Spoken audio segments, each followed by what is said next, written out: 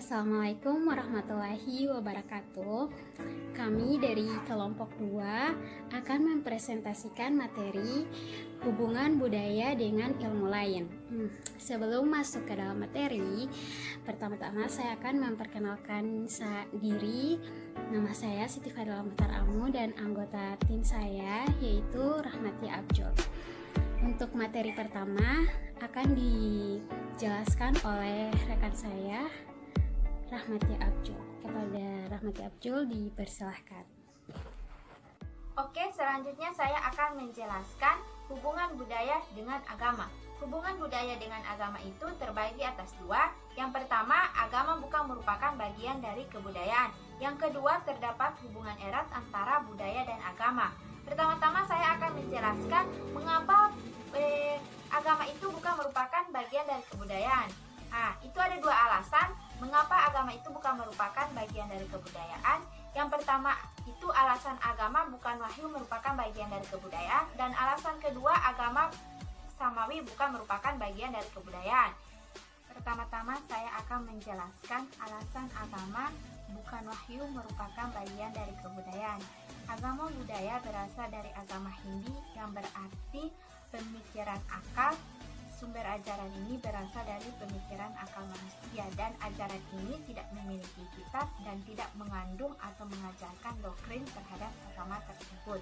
Adapun ciri-cirinya yaitu yang pertama, tumbuh secara ofisial dalam masyarakat dan tidak tahu kapan kelahirannya. Yang kedua, tidak disampaikan Tuhan melainkan pendeta dan filosofinya. Yang ketiga, tidak memiliki kitab. Adapun jika memiliki kitab itu tergantung dalam pemikiran manusia. Yang keempat, konsep ketuhanannya berdasarkan animisme, poetisme, dan paling tinggi itu monotisme nisbi. Yang kelima itu kebenarannya secara universal. Yang keenam, ajaran agamanya tergantung waktu dan pemikiran manusia dalam perkembangan zaman. Alasan kedua yaitu alasan agama samawi bukan merupakan bagian dari kebudayaan. Agama samawi ini adalah agama yang diturunkan oleh Allah kepada Rasulnya, yaitu agama Islam, dan tidak serta-merta kepada masyarakat. Adapun ciri-cirinya yaitu yang pertama, agama ini bersifat tetap atau universal. Yang kedua, memiliki kitab suci yang tetap. Yang ketiga, disampaikan secara langsung oleh Tuhan melalui perantara manusia yang dipilih. Yang keempat, sudah tahu kelahirannya. Dan yang kelima, konsep ketuhanannya itu mutlak. Yang keenam itu ajaran agamanya tidak berubah-ubah, namun ada yang beberapa untuk pendukungnya. Oke, selanjutnya saya akan menjelaskan hubungan erat antara budaya dan agama. Hubungan antara agama dan budaya itu tidak saling bertolak belakang, tetapi saling mendukung antara satu sama lain. Adapun kata paradigma yaitu seseorang yang beragama sudah tentu berbudaya, tetapi seseorang yang berbudaya belum tentu beragama. Jadi, agama dan budaya itu memiliki kaitan satu sama lain yang sangat mendukung. Di setiap perkembangan zaman, mereka selalu menyesuaikan dan memiliki hubungan yang saling mendukung antara satu sama lain. Oke, selanjutnya saya akan menjelaskan hubungan budaya dengan filsafat. Hubungan budaya dan filsafat itu terbagi atas dua, yaitu peran kebudayaan dan peran filsafat dan kebudayaan. Peran kebudayaan itu terbagi atas 6. Yang pertama, suatu hubungan pedoman antara manusia dan kelompoknya. Diartikan bahwa budaya ini dijadikan pedoman bagi sekelompok manusia di suatu daerah tertentu. Yang kedua, wadah untuk menyalurkan perasaan dan kemampuan kita. Dalam suatu masyarakat, dalam suatu daerah, di situ ada pasti kebudayaan, dan kebudayaan itu, dan dalam kebudayaan itu kita bisa menyalurkan perasaan kita sesuai dengan kemampuan kita untuk memperlihatkan bagaimana perasaan kita pada saat kita menunjukkan kemampuan kita tersebut. Yang ketiga itu sebagai pembimbing kehidupan dan kehidupan manusia. Dimana saya sudah jelaskan di poin pertama itu bahwa budaya itu menjadi pedoman bagi kehidupan manusia atau menjadi pedoman dalam kelompok masyarakat. Jadi kedepannya bahwa budaya ini sebagai pembimbing kita dalam berinteraksi dengan manusia lain dalam suatu daerah tersebut. Yang keempat itu pembeda manusia dengan binatang. jelas bahwa manusia dan binatang itu sangatlah berbeda. Kalau manusia itu memiliki akal, sedangkan binatang itu tidak memiliki akal. Tetapi dalam hal kebudayaan, pembeda mereka itu sangatlah jauh, bahwa manusia ini mempunyai pedoman dalam budaya, sedangkan binatang tidak mempunyai pedoman dalam budaya. Yang kelima yaitu petunjuk-petunjuk tentang bagaimana harus bertindak dan berperilaku dalam pergaulan, di mana di situ dalam budaya tersebut pasti sudah diajarkan bagaimana kita berperilaku dan bergaul terhadap sesama manusia atau berinteraksi dengan orang lain. Tergantung dalam budaya kita di daerah tersebut, bagaimana cara-cara kita itu tergantung dengan budaya yang berada di daerah kita tersebut. Yang keenam itu sebagai modal dasar pembangunan, di mana saya telah dijelaskan bahwa budaya itu sebagai pedoman. Jadi kalau misalnya udah jadi pedoman, maka udah jadi modal besar dalam pembangunan kita ke depannya atau kehidupan kita ke depannya bagaimana nanti. Berikutnya yaitu perang filsafat dan kebudayaan. 3 cara keselarasan dan keharmonisan menurut Asmoro, yaitu pertama selaras atau harmonis dengan dirinya sendiri, yaitu filsafat dan kebudayaan itu harus selaras dengan tingkah laku kita sendiri. Yang kedua itu selaras atau harmonis terhadap pergaulan sesama manusia dan di lingkungan kehidupan. Itu filsafat dan kebudayaan itu akan membantu kita dalam keselarasan dan keharmonisan saat berinteraksi dengan yang lain.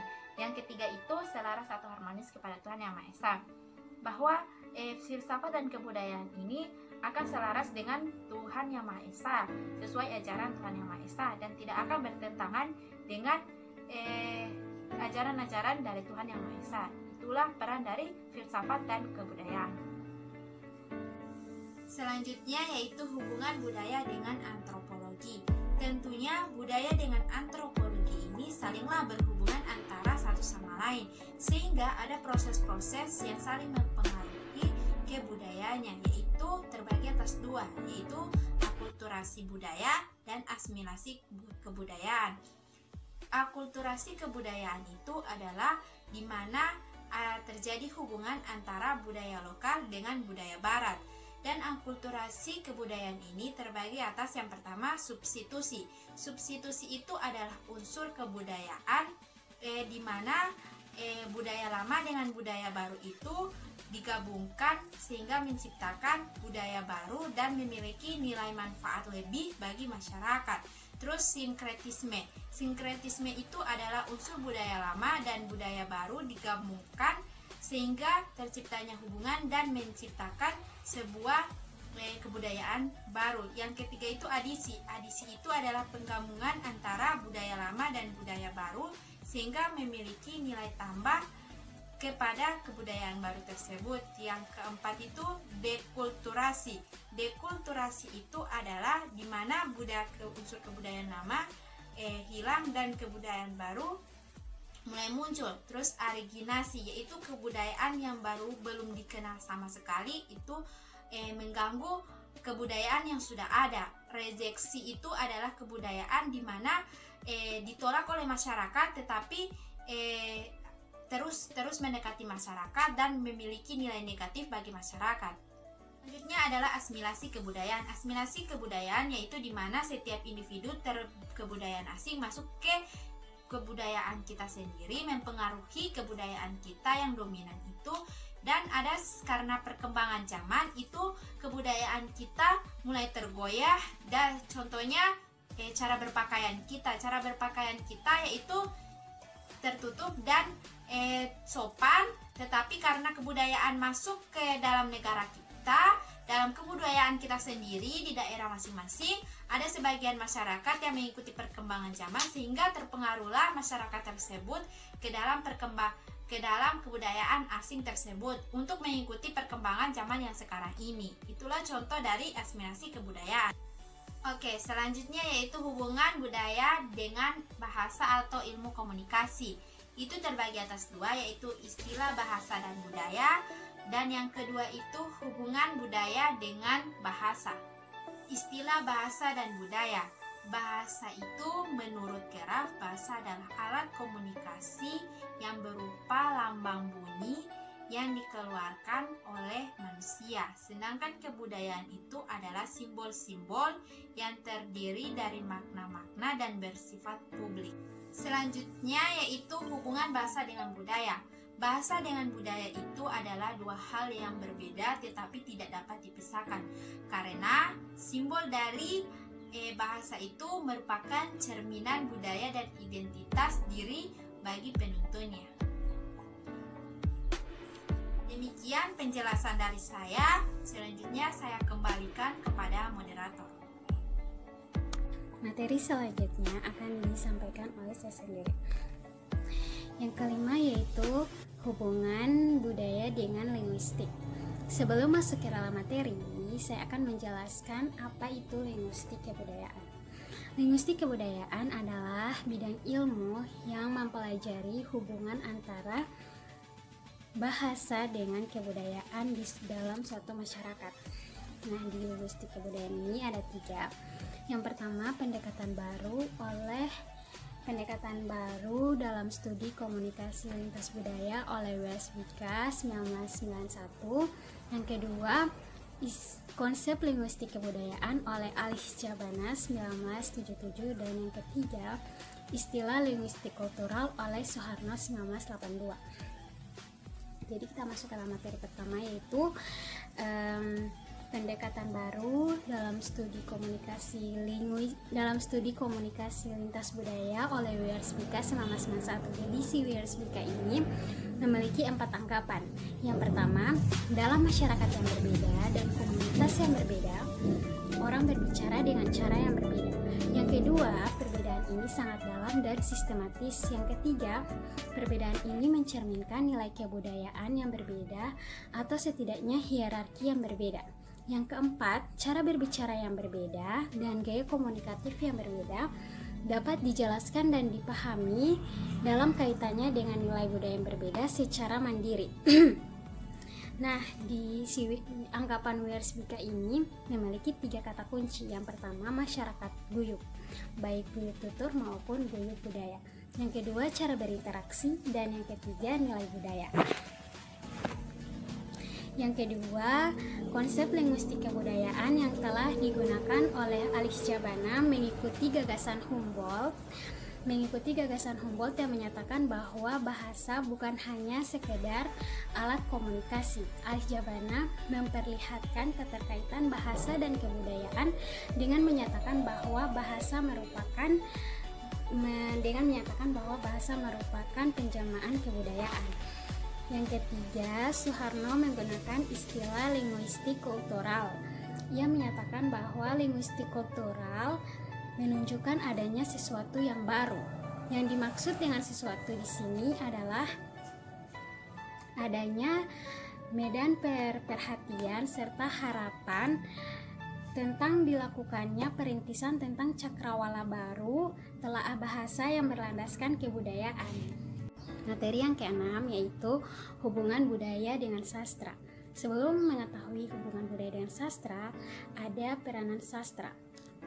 Sastra memiliki peranan yang sangat penting karena sastra menggunakan bahasa, sedangkan bahasa mempunyai kemampuan untuk menampung diri sendiri yang melahirkan filsafat untuk memahami alam semesta sehingga menciptakan ilmu pengetahuan. Budaya adalah cara hidup yang berkembang dan dimiliki oleh sebuah kelompok orang dan diwariskan dari generasi ke generasi. Lalu bermuara pada hubungan budaya dengan sastra. Ada beberapa teori yang mengenai hubungan bahasa dan kebudayaan. Ada yang mengatakan bahasa merupakan bagian dari kebudayaan dan ada pula yang mengatakan sebaliknya. Namun memiliki hubungan yang sangat erat sehingga tidak dapat dipisahkan. Dengan demikian, hubungan antara bahasa dan kebudayaan bagaikan anak kembar siam. Dua buah fenomena yang sangat erat sekali, bagaikan dua sisi mata uang. Sisi yang satu sebagai sistem kebahasaan dan sisi yang satu sebagai sistem kebudayaan. 7 yaitu hubungan budaya dengan seni.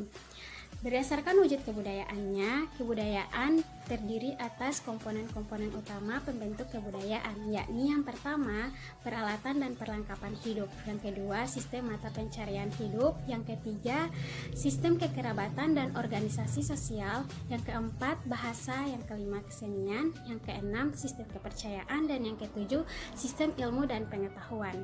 Nah, melihat dari ketujuh komponen tadi, dapat disimpulkan bahwa kesenian merupakan salah satu komponen utama pembentuk kebudayaan.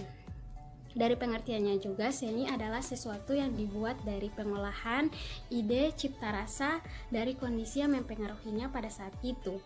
Seni sendiri lebih cenderung dan mufakat dikatakan atau dikaitkan dengan sesuatu yang mempunyai nilai estetika atau keindahan, baik secara bentuk, rupa, fungsi, dan material yang digunakan. Sedangkan budaya adalah sebuah perwujudan dari seni dengan cara pandang hidup yang beridentitas dalam sebuah peradaban yang terus turun-temurun diwariskan ke setiap generasi.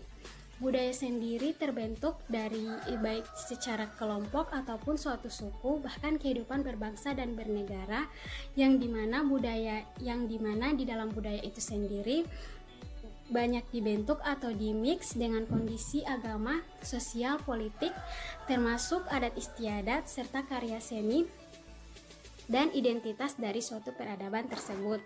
Akhir yaitu hubungan budaya dengan psikolinguistik atau psikologi. Yang pertama ada psikologi dan budaya. Pada awal perkembangannya, ilmu psikologi sangat tidak menaruh perhatian sama sekali terhadap budaya. Pada tahun 50-an, baru budaya mulai diperhatikan. Dari saat menginjak tahun 70-an, budaya lebih diperhatikan. Sejak saat itu, budaya memiliki peranan yang sangat penting terhadap psikologis manusia. Oleh karena itu, perkembangan ilmu psikologis tanpa adanya kebudayaan sangat dipertanyakan.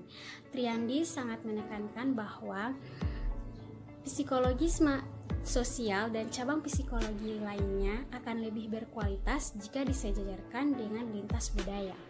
Lalu ada hubungan budaya dengan psikologi. Kebudayaan pada masyarakat adalah sebuah perwujudan dari manusia sebagai masyarakat pendukung, sehingga kebudayaan dapat berkembang dan sejalan dengan pola pikir dan kebutuhan manusia yang tidak dapat lepas dari unsur psikologis atau kepribadian tiap individu dari dalam masyarakat itu sendiri. Budaya sebagai sesuatu yang dipelajari dan dialami bersama, bukan hanya sebagai akumulasi kebiasaan dan tata kelakuan, melainkan sebagai sebuah sistem tingkah laku yang terorganisir. Lalu ada yang terakhir yaitu fenomena budaya dengan psikologi.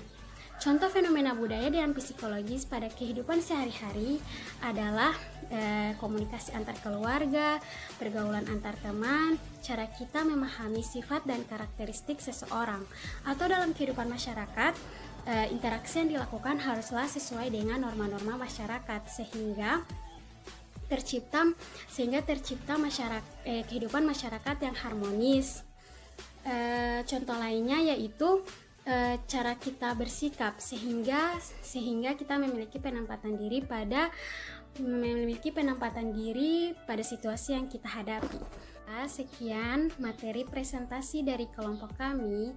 Lebih dan kurangnya mohon dimaafkan, dan wassalamualaikum warahmatullahi wabarakatuh.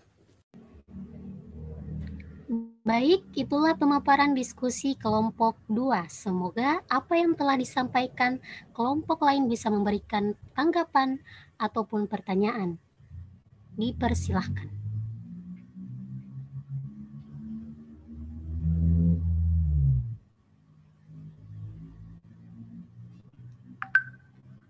Sekali lagi untuk kelompok lain, ada yang ingin bertanya ataupun memberikan tanggapan? Izin moderator, saya ingin bertanya kepada kelompok 2. Oh iya, dipersilakan Ade Rizky Patri Hasan. Oke, saya akan menanyakan tentang hubungan kebudayaan dengan agama. Mengenai negara Indonesia terkenal akan kebudayaannya yang beraneka ragam. Kita juga tidak lupa bahwa kita Islam. Haruskah semua budaya yang ada di lingkungan harus diikuti dan dijalankan? Terima kasih.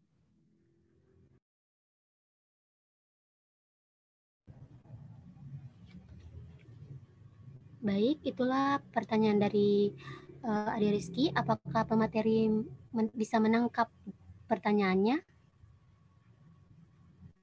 Iya, bisa moderator. Iya, bisa moderator. Oh, bisa.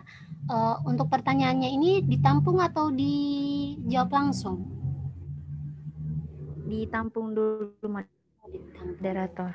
Baik, untuk teman-teman yang lain ada yang ingin bertanya? Dipersilakan.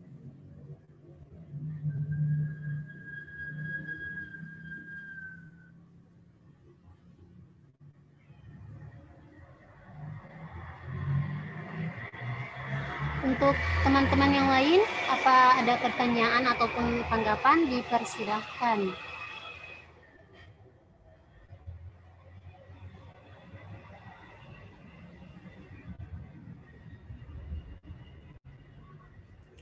Baik, sekali lagi, apakah ada pertanyaan? Baik, saya rasa sudah tidak ada pertanyaan dari teman-teman yang lain. Selanjutnya saya berikan kesempatan kepada kelompok pemateri untuk menjawab pertanyaan. Dipersilahkan. Baik, saya perwakilan dari kelompok 2 ingin menjawab pertanyaan dari Ade Rizky. Pertanyaannya, hubungan kebudayaan dengan agama negara Indonesia terkenal akan kebudayaan. Oke, saya akan menjawab. Jawabannya tidak harus diikuti jika tidak sesuai dengan perintah dalam agama Islam. Tetapi kewajiban kita adalah menghormati dan menghargai. Terima kasih, saya kembalikan kepada Terima kasih kembali. Untuk penanya, apakah bisa menerima jawaban dari pemateri? Terima kasih, sangat bisa diterima. Baik, terima kasih. Karena semua pertanyaan telah dijawab, maka berakhirlah diskusi kelompok 2. Terima kasih telah memberikan ilmu yang bermanfaat. Assalamualaikum warahmatullahi wabarakatuh.